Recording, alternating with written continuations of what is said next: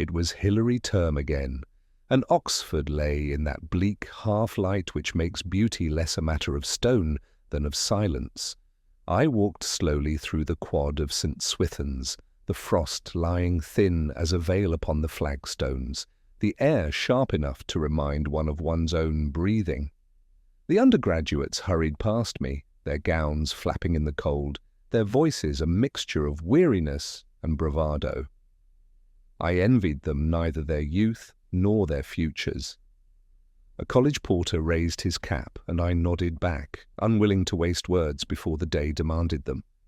In truth, I had no reason to be there.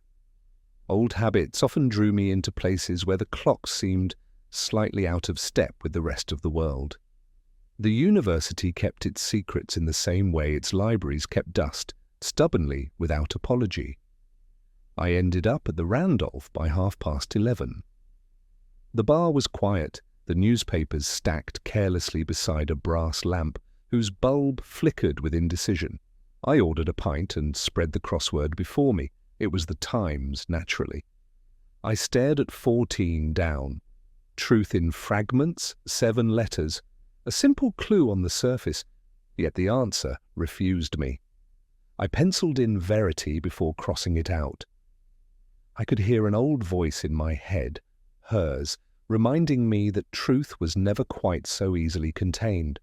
The pint was gone before I'd solved more than a corner, and I found myself turning pages for no reason at all. Somewhere between Foreign Affairs and the Arts section, a folded sheet slipped out. Not newsprint, but an unlined page torn from a student's pad. The handwriting was angular, a little tremulous. It spoke, in cautious phrases, of deceit in high places, of a scholar brought low by a betrayal long concealed. No names, no dates, nothing of substance, save one curious line at the bottom. It is not the accounts, but the account. I held the page a while, uncertain whether it was meant for me at all. Such notes belong more properly in a detective story than in life, and yet life, in Oxford especially, was always rehearsing its fictions. I slipped it back into the paper. It was not evidence of anything but disquiet, and disquiet is a plentiful commodity in Hilary term. The afternoon drew me towards Broad Street. Rain threatened, and by the time I passed Blackwell's the air smelt of damp stone and ink. I thought again of that line, not the accounts, but the account. Was it a play on words, an academic joke, or something else? I could not say. What struck me more was the anonymity. People will send you anything if they do not sign their name. It frees the tongue from consequence. By 5 I was back in my flat, pouring whiskey into the thick glass I kept for no particular reason. The crossword lay unsolved beside me. That same clue taunted me still. Truth in fragments. I tried shards, pieces, even gospel. None seemed to fit. Perhaps the answer was not meant to be found. Perhaps it was enough to sit with uncertainty as one sits with silence. Lewis telephoned, though I let the machine take it. His voice, muffled by the device, said only that Chief Superintendent Strange wanted a word in the morning. He did not elaborate, and I did not press replay. Work could wait.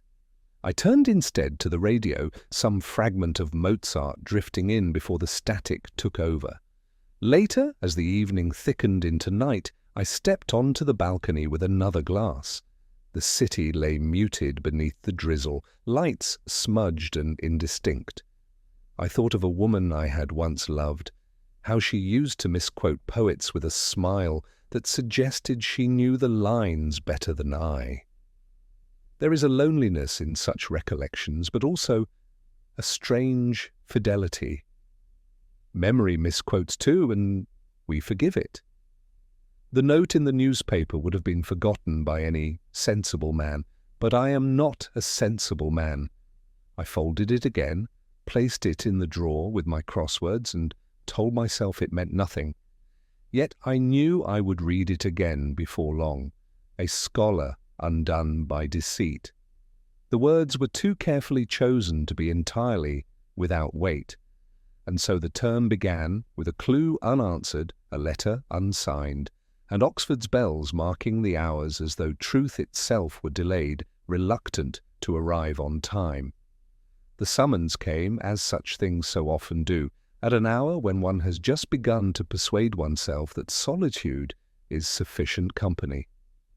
A call from Strange, his tone perfunctory, yet faintly tinged with that relish administrators take in events which disturb the smooth surface of their days. "A man dead in college rooms," he said. "You know the place? St. Swithin's." By the time I walked across the cobbles, the night had already begun to freeze. The quad seemed to listen to its own silence. A porter met me under the archway, cap askew, breath turning to mist. His words were "Spare the bursar, Mr. Selwyn. Found at the foot of the stairwell, late, alone." The rooms were lit harshly, the electric bulbs too modern for the stone. Adrian Selwyn lay where they had left him, an untidy sprawl of limbs on cold flag. The doctor pronounced an accident, the kind that befalls men of advancing years who mistake familiarity of steps for immunity from gravity. But I knew enough of such tidy endings to distrust them. Death prefers ambiguity. Lewis stood nearby, his face betraying a kind of patient unease. He muttered that the banister was worn smooth, that the steps were treacherous when damp. All true. Yet my eyes drifted instead to Selwyn's door, ajar, the key hanging where all could see. Inside, the desk had been left curiously neat, save for one drawer. Locked. I asked the porter whether Selwyn had ever locked that drawer before. The man hesitated, then said he could not remember. His uncertainty was almost more telling than certainty would have been. I bent down near the stairwell. A patch of stone seemed cleaner than the rest, as though scuffed hurriedly with a sleeve or a shoe. A small thing, too small perhaps. Yet I have often found that truth makes itself known only in such whispers. There were papers stacked upon Selwyn's desk, financial accounts, receipts, notes in his compact script. Lewis remarked that bursars live half their lives in arithmetic. I nodded, though my eye caught a small smudge of ink where a figure had been altered. Nothing significant in itself, yet the hand that wrote it had hesitated. I wrote a word in my notebook. Hesitation. The master of the college arrived, a man more concerned with propriety than grief. He spoke of Selwyn as diligent, indispensable, though not much loved. He added, almost as an afterthought, that the bursar had enemies enough among those who found his vigilance over money excessive. His words carried a faint echo of relief. As they carried the body away, I found myself thinking of the crossword clue still unsolved on my desk at home. Truth in fragments, perhaps that is always the way of it, a man's life scattered in ledgers and whispers, waiting for some stranger to gather the pieces after the fall. Walking back through the quad, I paused beneath the chapel tower. The bell struck midnight with funereal restraint. I wondered who had seen Selwyn last alive, whose footsteps had echoed in those stairwells before his own, and whether the silence of stone might have absorbed more than it cared to tell. Lewis caught up with me under the arch. He said it was late and that we might do little more tonight. I agreed. Yet, as we walked away, I felt the note from the newspaper still folded in my pocket. A scholar undone by deceit. It had seemed mere chance when it fell into my lap. Now I was not so sure. Back in my flat, with whiskey in hand, I stared again at the words scribbled there. It is not the accounts, but the account. I thought of Selwyn's locked drawer, of the altered figure, of the scuffed stone. Each a fragment, none complete. The city was quiet beyond the window. I wrote another word in my book beneath hesitation, timing, and though I could not have said why, I knew this death would not be left to rest among the accidents. Morning in Oxford carries a kind of resigned brilliance, the sun reluctant to climb above the rooftops, the mist reluctant to leave the quads. I walked into St. Swithin's with the porter trailing behind me, his keys jangling like small bells. They had gathered the principal figures in the senior common room, as though the ritual of coffee and silence might tame the chaos of death. I studied them with the weary patience of a man accustomed to masks. Clara Selwyn sat nearest the fire, her hands folded in a manner both elegant and defensive. She was still his wife, though estranged in all but name. I remembered how she barely looked at the chair kept empty beside her. Her eyes moved instead to the portrait above the mantelpiece of some long-dead benefactor whose gaze was fixed elsewhere. Across from her sat Dr. Margaret Lacey, literature fellow, a woman whose cleverness seemed to weigh upon her. She kept her head bent over a book she did not read. When she spoke, it was to remark, with a strained calm, that the college would feel Selwyn's loss administratively, if not personally. She added, almost too smoothly, that his devotion to money left little space for human warmth. Her voice lingered, dry and precise, and I thought of an earlier evening when she had quoted Eliot, or misquoted him rather. It returned to me suddenly that her error had inverted the meaning, as though she needed the words to absolve rather than accuse. Michael Fenton leaned against the doorframe with a restless bitterness that made the others shrink.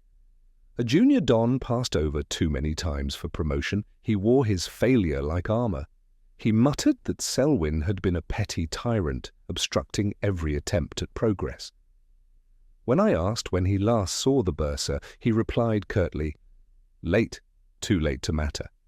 But I noticed his fingers drumming a rhythm upon the table, quick and uneven, betraying a mind rehearsing more than it admitted. And then Peter Harrow, the graduate student, all charm and dishevelled grace. He smiled too quickly, as though the room were a stage and he its most agile actor. He told me he had admired Selwyn's intellect, but found his demands insufferable. He laughed, too loudly, at his own remark, then excused himself on the grounds of an essay deadline. I watched him depart, the faint scent of cologne lingering in the doorway. Such men think they can escape scrutiny by dazzling it. Lewis whispered, when the room had thinned, that each of them had motive enough. He was right, of course, but motives rarely arrive fully clothed. They appear in fragments dressed in misdirection. I told him we would look not at what they said, but at what they neglected to say. Afterwards I walked through the library where Selwyn had so often been seen. The smell of paper and polish clung to the silence. A librarian mentioned, with a kind of conspiratorial satisfaction, that Selwyn had quarrelled with Fenton over expenditure only days before. She described it as heated. Yet what struck me was her remark that Dr. Lacey had been present, seated in the corner with her notebook. I asked whether she had intervened. The librarian smiled faintly. No, she had written steadily, never once looking up. It was then I remembered the crossword clue left unfinished at my flat. Truth in fragments. Perhaps that was what this case would be, not one truth, but many, broken, scattered across the lives of those gathered here. The misquoted poet, the rhythm of fingers upon a table, the smile that lasted a fraction too long. Each detail was minor, absurdly so, yet it is the smallest fissure that reveals the structure's weakness. As I left the library, the first drops of rain fell against the glass. Oxford has a way of making its tragedies feel rehearsed, as though each step had been trodden before.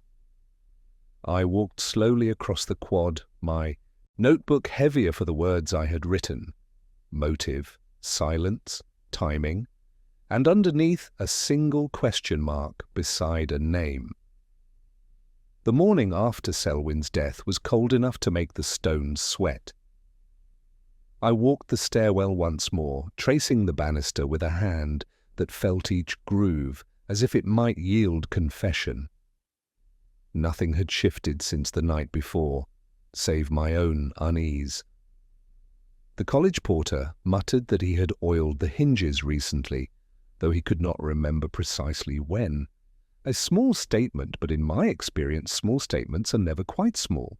Lewis busied himself with times and testimonies. He told me Fenton had argued with Selwyn late that evening, that 2 scouts confirmed it. The quarrel concerned budgets. Heating allowances, I think. Lewis saw significance in the hour, in the voices raised. I listened, but my mind drifted to words rather than figures. Anger is noisy, but deceit whispers. The accounts lay upon Selwyn's desk again. Numbers so reassuring in their promise of exactitude. Yet I noticed a line where the ink had thickened, a sum adjusted, as if written over too many times. I compared it to another page and found the hand the same, yet the pressure different. Hesitation, then correction. I asked Lewis what he saw. He shrugged. Just bookkeeping, but the books we keep are not always financial. The anonymous note returned to me at odd intervals. It is not the accounts, but the account. I held the page to the light and saw faint indentations beneath the writing, as though another line had been pressed there once, then erased by absence. I could not make it out, only the suggestion of verse. A rhythm too regular for prose. Poetry hidden in accusation. At high table that evening, conversation flickered over soup and sherry. The dons spoke of Selwyn with a restraint bordering on relief. One man said the bursar had been meticulous to a fault, another that his devotion to punctuality bordered on mania. Dr. Lacey, quiet until then, remarked that lateness was unforgivable in his eyes. Her tone was flat, almost rehearsed, but the word itself stayed with me. Lateness. Later, walking back across the quad, I considered the chapel bell. It had been slow to strike midnight the night before. I asked the porter about the mechanism. He confessed it had stopped for nearly an hour earlier that evening, then resumed without warning. Few had noticed, but he had, and said nothing. A broken clock, an altered ledger, a misquoted poet, fragments without form. Yet truth often hides where time falters. Back in my rooms, the crossword waited unfinished. One clue now revealed itself, 14 down. Truth in fragments. The answer, I saw suddenly, was mosaic, each shard without meaning, together an image. I wrote the word carefully, then looked again at my notes. Lateness, hesitation, mosaic. None sufficient in themselves, yet somehow they belonged. Lewis rang to say he believed Fenton the likeliest culprit. Motive, opportunity, temper. He sounded almost content. I told him contentment was dangerous. He laughed, thinking me perverse. Perhaps I was, but I could not escape the sense that Fenton's anger was too obvious, too loudly displayed. Anger seldom kills in silence. The night thickened, Oxford stones gleaming with rain. I poured whiskey and opened Selwyn's ledger once more. The figures seemed patient, waiting for me to notice what they withheld. I closed the book. Numbers, like words, lie by omission. I wrote another word in my notebook before turning out the light. Timing. Lewis was convinced we had the man. Fenton, with his bitterness sharpened over years of being passed by, his quarrel overheard on the very night Selwyn died, his impatience worn plainly as a threadbare coat. Motive, opportunity, temper. The triangle prosecutors love to draw. I listened to Lewis with the patience one accords to youthful certainty. He said witnesses had heard Selwyn and Fenton near the stairwell, voices raised in fury. One scout recalled the bursar shouting words that sounded like thief. We found Fenton in his rooms, a bottle open beside him, though the glass remained untouched. He did not feign grief. Instead, he looked at us with the weary pride of a man expecting accusation. He admitted the quarrel at once, Selwyn had blocked his research grant again, cut the sum without warning, declared it frivolous expenditure. Fenton said he had called him a tyrant, a despot of ledgers. And then he added, I left. He poured himself half a glass of whisky, lifted it as if to drink, then set it back untouched. His hand trembled faintly. Lewis pressed him on the hour. Around 10, Fenton said, he had gone directly to bed, read a few pages of Hardy, and slept. He looked almost amused at the predictability of the questions. Did I push him down the stairs? He asked. I wish I had, but no. The words landed too neatly, like a line rehearsed before a mirror. When we left, Lewis whispered that we had him. I said little. Something in Fenton's performance jarred. A guilty man does not rehearse his innocence so tidily, nor does he invite suspicion with such careless bravado. Yet bravado can be armour, and armour can conceal. Back at the stairwell I studied the steps again. The porter, eager to be useful, remarked that the stairwell clock had failed that evening. Stopped, he said, between 10:30 and 11:30, then resumed as if nothing had occurred. An hour lost, unaccounted. Fenton's alibi, if it was one, existed precisely within that hour. Coincidence is a concept for children. I asked the porter if he had told anyone. He shook his head. It had seemed unimportant. Time always seemed unimportant until one found it missing. Later, over another crossword, I thought again of the clue mosaic, fragments forming pattern. I wrote beneath it another word, clock, a puzzle in which absence itself carried weight. That evening, Lewis presented his case again, like a barrister in miniature.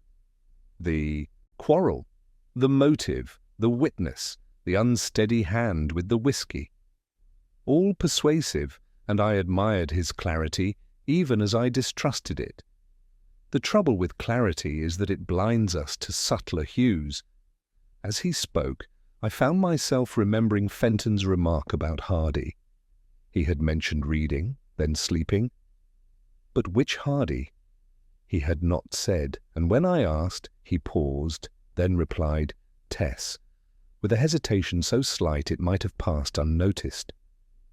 Except that in his rooms I had seen, upon the bedside table, not Hardy at all, but a slim volume of Eliot, a small discrepancy almost absurd, yet men do not lie about what they read, unless what they read has already betrayed them. I said nothing of it then. Lewis was satisfied and, strange when briefed, seemed pleased. A case half solved is still a case that looks tidy on paper. I returned home uneasy, staring at the crossword as though it might rearrange itself. A false path is sometimes necessary. One must wander it, feel its gravel beneath one's shoes in order to know it leads nowhere, but still it consumes time.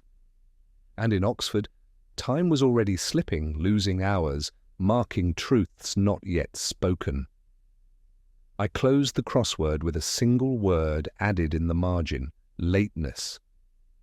I went to see Margaret Lacey on an afternoon when the rain had worked itself into every crack of Oxford. The quad glistened, its flagstones dark with memory. Her room smelled faintly of tobacco and old paper, though she neither smoked nor appeared to read what was stacked in neat piles around her. She greeted me without surprise, as if she had known I would come. She admitted at once that she had disliked Selwyn. He represented, she said, the sort of pedantry that mistakes precision for wisdom. Her voice was level, detached, yet her hands betrayed her, folded too tightly in her lap, the knuckles pale. She told me she had been working late that night, revising a lecture on Eliot. A simple alibi, offered without hesitation, though her tone lacked the energy of belief. I asked if she had spoken with him recently. She looked away, towards the rain streaking the glass. Only briefly, she said. He was cross about something or other, the usual bursarial grievances. She spoke as one recalling a distant irritation, but I thought I saw something deeper. the careful choosing of words, the effort to bury what had not yet decayed. Lewis, ever practical, asked whether she had seen Fenton that evening. She smiled faintly and said she had not. The smile lingered just a fraction too long, and I wondered whom she was trying to persuade, us or herself. When we left, Lewis said he found her convincing. I said nothing. Convincing is not the same as truthful. That night, with the crossword unfolded beside me, I thought of her lecture. Eliot, she had said. Yet when I recalled her speaking at high table, she had quoted him incorrectly. Not once, but twice. A minor slip, easily excused. But Margaret Lacey was not the sort to misremember lines. To misquote Eliot is no accident. It is a choice, conscious or otherwise, and choices reveal more than they conceal. The misquotation reversed the sense of the passage. Words about silence transformed into words about speech, a substitution, subtle but deliberate. And I wondered, what silence was she guarding, and what speech did she fear? I poured another measure of whiskey and looked again at the anonymous note. Not the accounts, but the account. If the bursar had threatened exposure, of theft, of impropriety, of something buried in the past, who would have most to lose? And why would a scholar of literature choose to misquote except to hint at what she could not bring herself to confess? The rain eased by midnight, the city slick with half-reflections. I walked to the window and thought of her face as she looked away, of the faint line at her temple that deepened when she spoke of Selwyn. Not grief, not even anger, but the exhaustion of one who has carried silence too long. Lewis would have called it reading too much into trifles. Perhaps he was right. But trifles in Oxford are often the only currency truth accepts. A hesitation in speech, a misremembered book, a drawer unnecessarily locked. They whisper in ways louder evidence cannot. I closed the crossword with a single word added beneath the last, silence. And I thought, not for the first time, that the people who quote poetry most faithfully are often those who understand it least. It is the misquotation that tells us everything. I had always believed that Oxford's past lies pressed between the pages of its books, waiting for the careless reader to disturb it. That belief returned with peculiar force the afternoon Lewis and I stood in the dim recesses of the college library, where the smell of leather bindings and ancient dust seemed older than truth itself. We were following the bursar's trail, or what was left of it. A junior librarian, officious in his nervousness, had told us that Selwyn kept an eccentric habit of tucking papers into books he borrowed. Folios of accounts, letters, once even a bill for wine. I thought it idle gossip until he brought us a volume of Milton's Areopagitica, spine frayed, margins scarred with generations of annotation. Inside the front cover, barely visible beneath a film of dust, was an inscription, 3 names, written in the same hand 2 decades earlier. Adrian Selwyn, Clara Harcourt, before she had become Mrs. Selwyn, and, to my surprise, Margaret Lacey. The script was florid, with a touch of arrogance, as though youth itself had been captured in ink. I traced the letters with a finger. Selwyn, Clara, Lacey, bound in an old book on liberty and censorship of all things. The librarian asked if it meant anything. I told him it meant everything and nothing, which seemed to satisfy him. Later I showed it to Clara. We sat in her drawing room, curtains drawn against the thin winter sun. She looked at the inscription only, briefly, before setting the book aside as though it were an insect she did not wish to crush but would not touch either. She admitted it was true. She had known Margaret Lacey well as a student, and Selwyn better still. Those years had been filled with rivalry, admiration, disappointments, the usual trifles that shape young lives. She confessed, in a tone more relieved than sorrowful, that Selwyn had made a practice of manipulation, of holding others' weaknesses like coins in his pocket. I asked if Lacey had loved him. Clara's mouth curved in a smile that was neither yes nor no. She said only that Margaret had been clever, too clever perhaps, and cleverness in women was not then forgiven as easily as in men. When I left, the rain had begun again. It fell against the college walls with a persistence that seemed almost personal. I walked into the chapel for shelter. The place was empty, the air cold, the silence heavier than prayer. There I thought of the misquoted Eliot, of the locked drawer, of the faint alteration in Selwyn's accounts. The inscription, too, returned with its curious irony. Liberty of speech, yet all of them had spent years practicing silence. Lewis joined me, his coat dripping. He asked whether it mattered that they had all known one another so long ago. He said students fall in and out of affection like leaves in autumn. I told him the past never falls away. It only presses harder as the years advance, until it breaks the present open. He looked at me oddly, as if uncertain whether I was speaking of the case or of myself. Later that evening, with whiskey at my elbow, I reread the inscription. The ink had faded to a soft brown, yet the flourish of Selwyn's signature still dominated the page. A man who had always wanted to be first. And beneath it, Clara's hand, smaller, more tentative. Margaret's, precise, controlled, like the notes of a scholar who mistrusted excess. 3 lives bound in a single act of writing, an act no one had meant to survive the decades. I recalled the anonymous letter again. A scholar undone by deceit. Could it be Margaret herself, writing from guilt? Or someone who knew what had been hidden in those years when passion and ambition had intertwined? The phrasing was too careful, the accusation too oblique. The crossword lay unfinished on my desk, mocking me. 1 clue. Past uncovered, 5 letters. I scribbled the answer without hesitation. Ghost. And as I set down the pen, I realized that what we had uncovered in that library was no less than that, a ghost, ink-bound, pressing upon the living with its silent accusation. It was Lewis who first spoke Harrow's name with any conviction. The graduate student, he said, had been seen lingering near Selwyn's rooms on the night of the fall.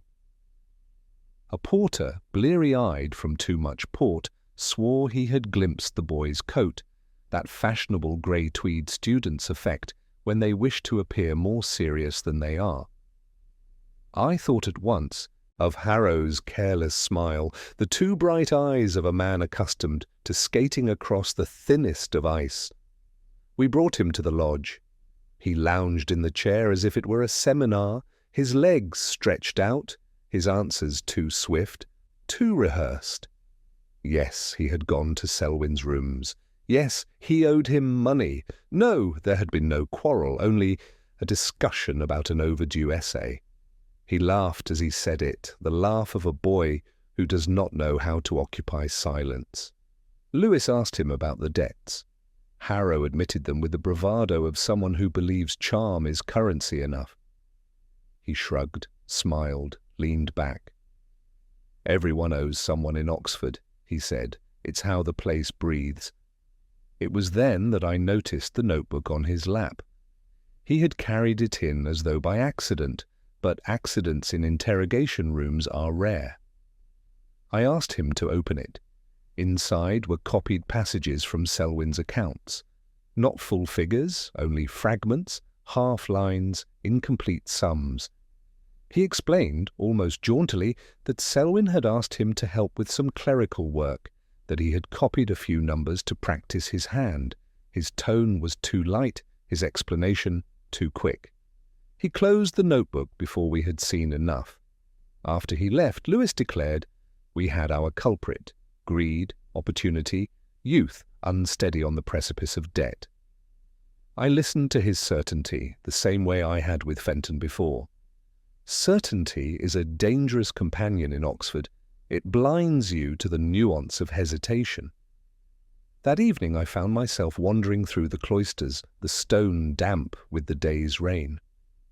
I thought of Harrow's notebook, of the numbers copied carelessly, not fraud, no, too clumsy for that, but mimicry, perhaps, rehearsal.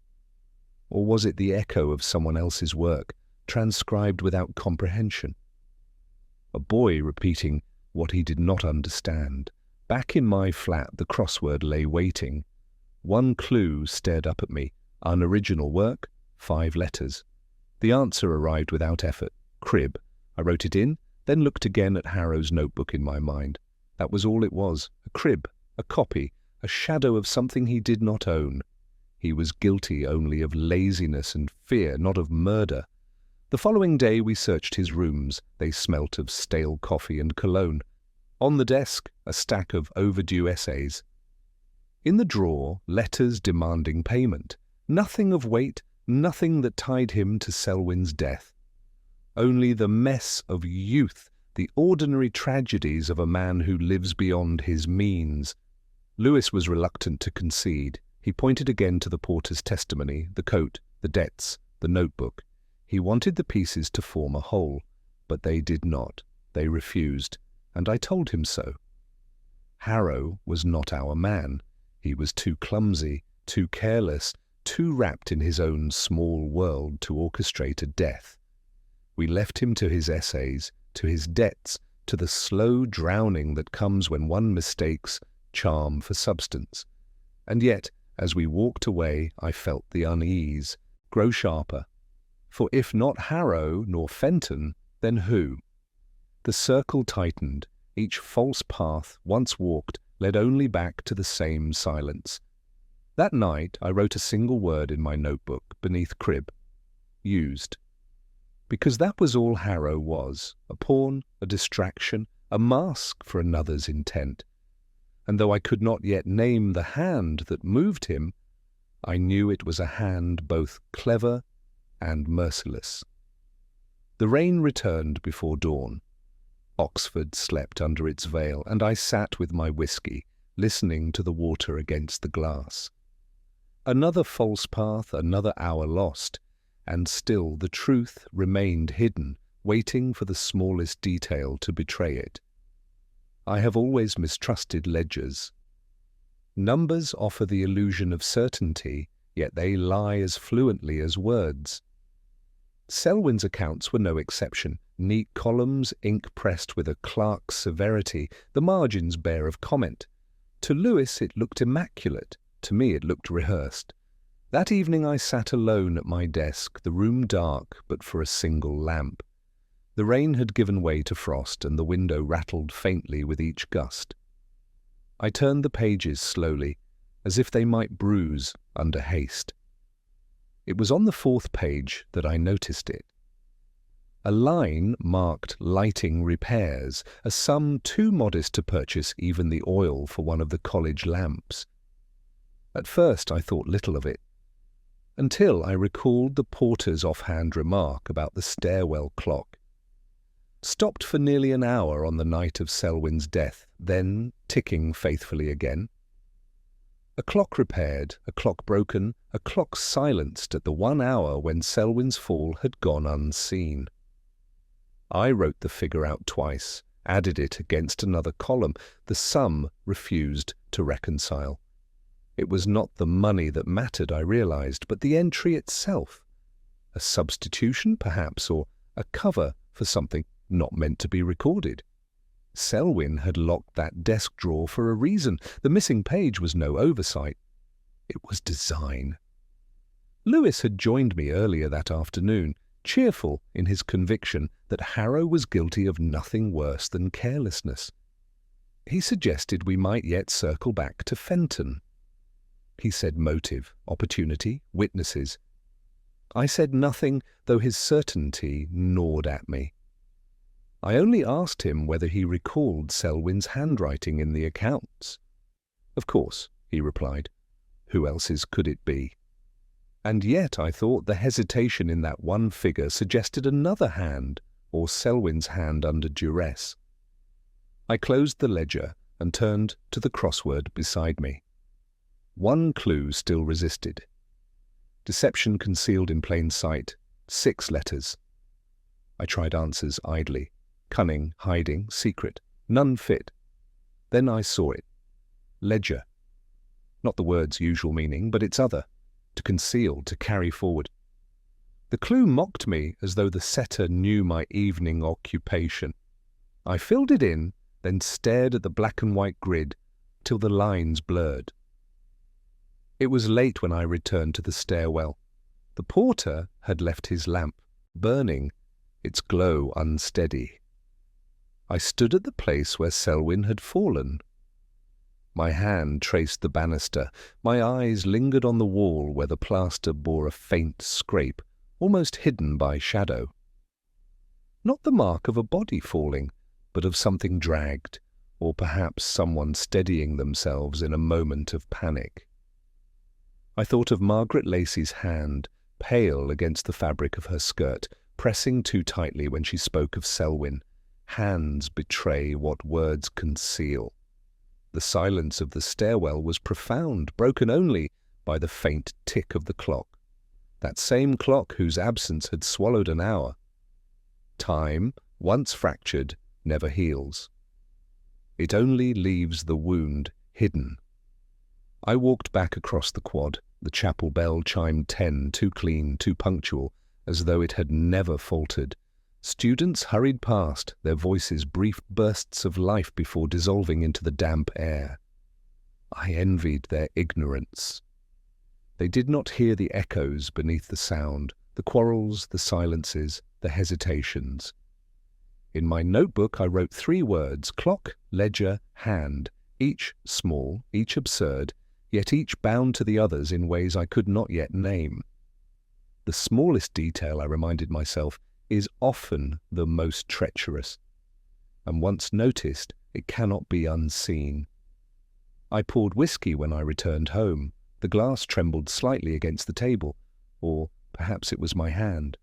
Outside, frost silvered the streets.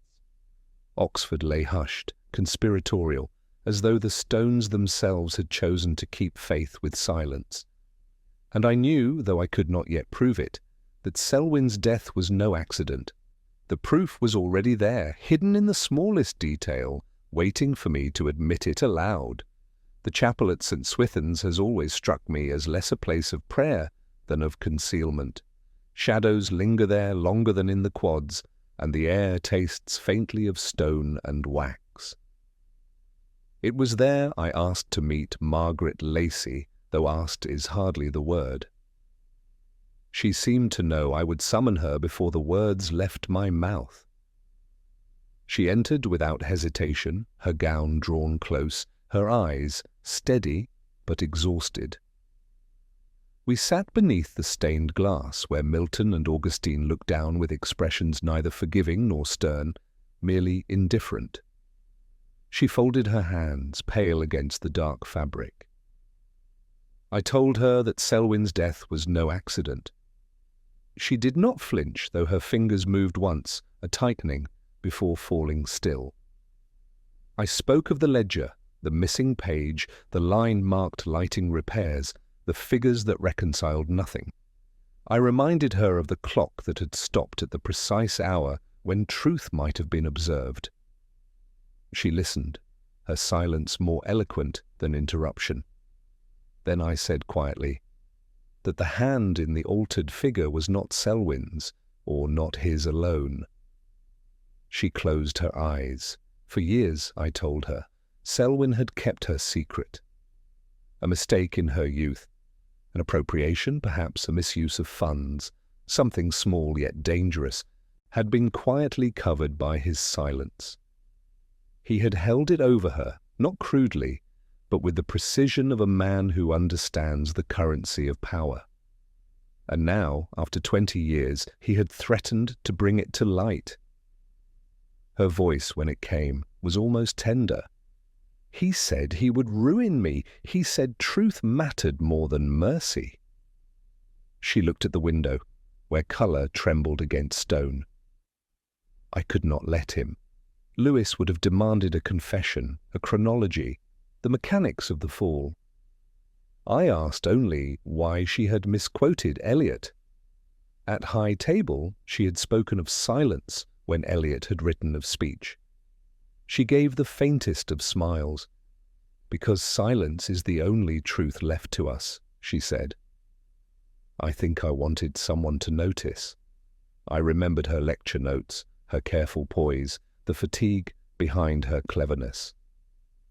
A woman whose life had been built not on triumph, but on concealment, each year pressing more heavily upon her.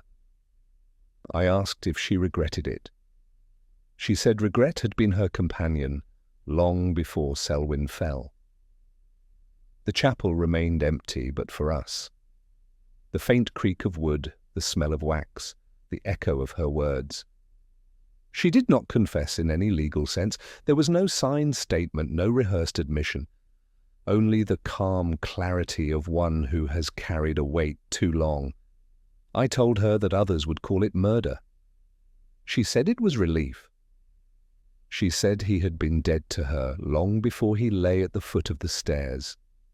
She rose then, her face pale but not afraid, and asked if I would walk with her to the master's office. We crossed the quad together. The rain had ceased, and the stones shone faintly under the thin moonlight. Students passed us without notice, their laughter trailing behind them. She moved slowly, but with the composure of someone who has already made peace with consequence. I left her with the master, who looked at me with the weary relief of a man whose college would at least be spared uncertainty. Lewis asked later what she had said. I told him only that she had admitted enough. He pressed for more, for detail, for confession. I said that words were unnecessary. That night I sat with whiskey and the crossword once more. One clue, unanswered all week, came to me suddenly. Release, 7 letters. I wrote it down without hesitation. Freedom.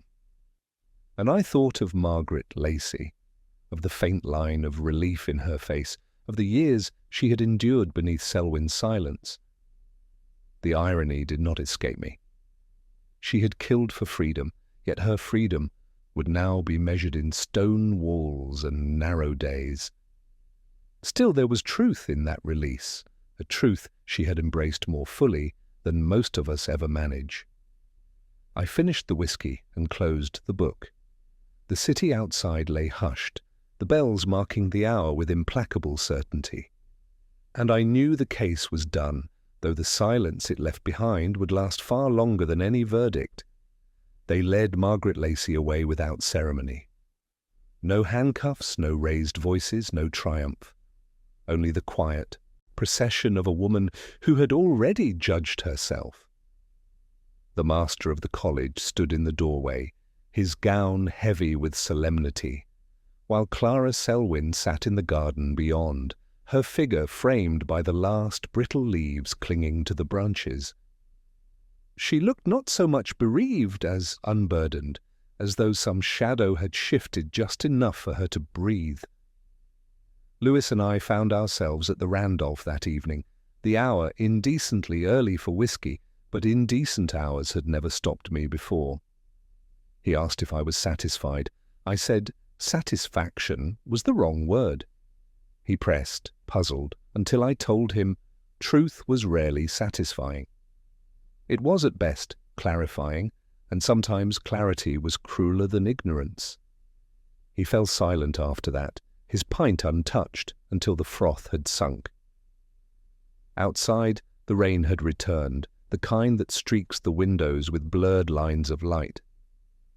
I found myself watching them rather than listening to the hum of conversation around us. Lewis said at last that clever people often ruin themselves by their own cleverness. I answered that it wasn't cleverness but pride, and pride was never clever. When I returned home, I unfolded the crossword again. The clue that caught my eye was a simple one. Consequence, 4 letters. I thought of the chapel, the ledger, the silence, the rain. The answer was plain: cost. I wrote it down, then stared at the letters until they ceased to mean anything. Clara Selwyn had not wept. When I had spoken with her earlier, she confessed that life with Adrian had been a long exercise in endurance. His power had been less in what he did than in what he withheld: affection, forgiveness, trust. She said his death felt neither tragic nor merciful, only inevitable. I had nodded, though my thoughts were elsewhere. What is inevitable never feels so until it arrives. Lewis walked me back to my flat. He spoke of going home to his wife, of the comfort of domestic trivialities, children's homework, a leaky tap, the news on television. I envied him, though envy is too soft a word. I wondered what it must be like to end a day not in silence, but in the sound of someone moving in the next room. I poured a final glass of whiskey and let the city sink into itself. From my balcony I could see the spire of St. Giles pale against the wet sky. Oxford continued as it always did, indifferent to the small dramas enacted within its walls. Students hurried under umbrellas, bicycles rattled across cobbles, and somewhere a bell struck the half-hour with unthinking precision. I thought of Margaret Lacey's face in the chapel, her calm admission, her relief. It had not been malice but exhaustion that drove her. Years of silence, of clever evasions, of watching Selwyn hold her life in his hands like an unspent coin. In the end, she had chosen release. I could not decide whether that made her strong or weak, perhaps both. The glass was empty by midnight.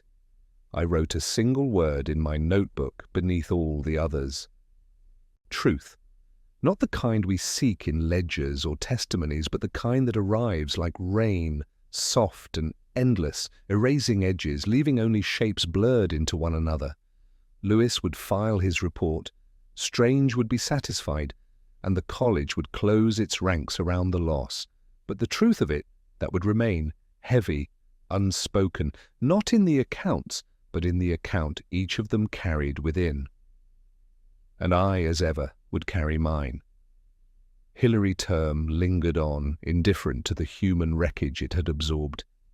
The mornings came grey and reluctant, the quads glistening with the kind of damp that settles not only on the stone, but on the spirit.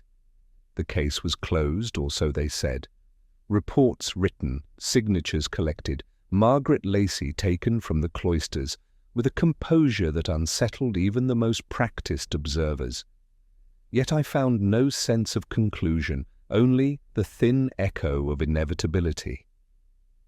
I walked alone through St. Swithin's one evening when the lamps had just been lit and the chapel bell rehearsed its melancholy music.